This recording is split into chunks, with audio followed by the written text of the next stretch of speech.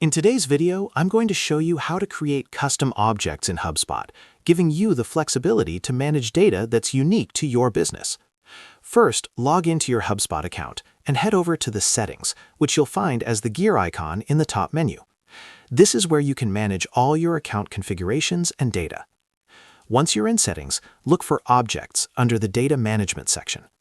Here, you'll see a list of existing standard objects like contacts, companies, deals, and tickets. But our focus is on creating something new, a custom object.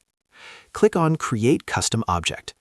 Keep in mind that this feature is available for certain HubSpot plans, like the Advanced or Professional tiers, so make sure your subscription supports it.